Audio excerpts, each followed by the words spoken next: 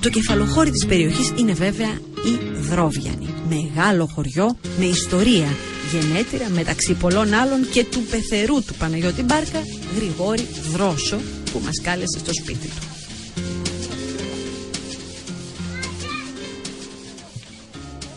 Η κυρία Κλειό μας φρόντισε πολύ. Θα σου δώσω στο πιατέλο να φας όσο θέλεις. Εντάξει, για να δω το κέρασμα, το χαρακτηριστικό. Αυτό είναι. Να μπεις και τον τρόπο τώρα όμως. Ο τρόπος είναι αυτό. Πέραμε το κουτάλι. Παίρνουμε το κουτάλι και το... Αυτό, ναι. Αυτό. Πέραμε το γλυκό. Παίρνω από εδώ το κατητισμό. Ναι. Περιττό να ρωτήσω αν το έχετε φτιάξει εσείς. Εγώ περιττό, έτσι αυτό λέω, το τρώω. Ναι. Το κουτάλι μέσα στο ποτήρι. Ναι. Εδώ. Η χαρά της ζωής. Ευχαριστούμε πολύ, να είστε καλά.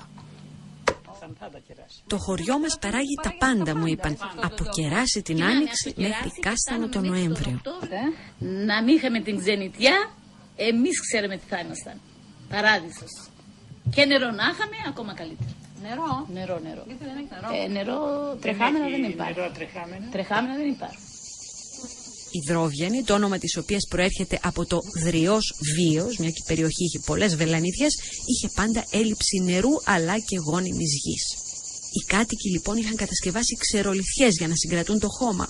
Όμως ο Χόντζας, θέλοντας να κάνουμε τα βουνά καρπερά σαν τους κάμπους, έκοψε τα δέντρα όπως είπαμε και πριν, κατέστρεψε και τις ξερολιθιές μέσα στα πλαίσια των αναγκών των γεωργικών συνεταιρισμών και το έδαφος υπέστη σοβαρότατη διάβρωση.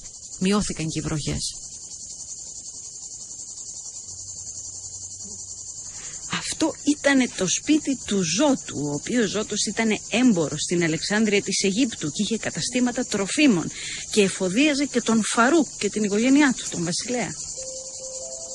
Παλιότερα το χωριό ήταν χωρισμένο στα δύο, μου είπε ο συνταξιούχος δάσκαλος Ηλίας Σταύρου.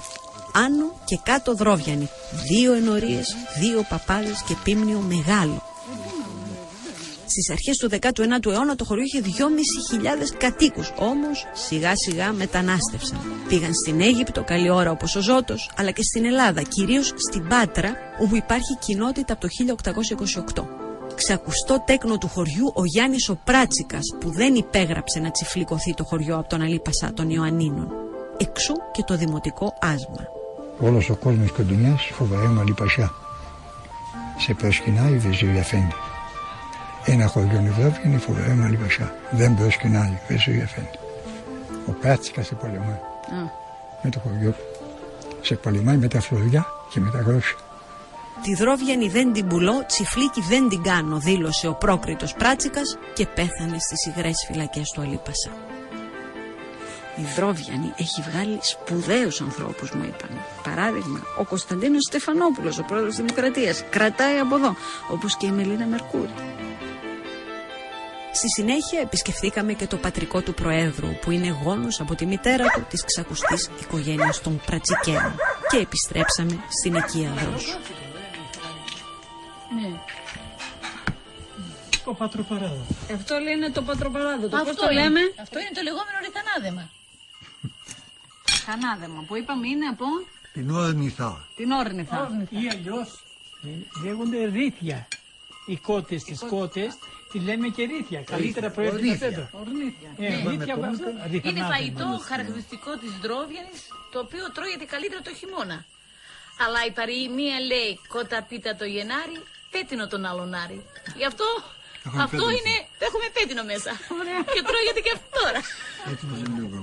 Και έτσι, στην αγκαλιά μιας δροβιανίτικης οικογένειας, ξέχασα τα σύνορα και τους οικονομικούς μετανάστες, ξέχασα τις βίζες, τις πικρίες και την εξωτερική πολιτική.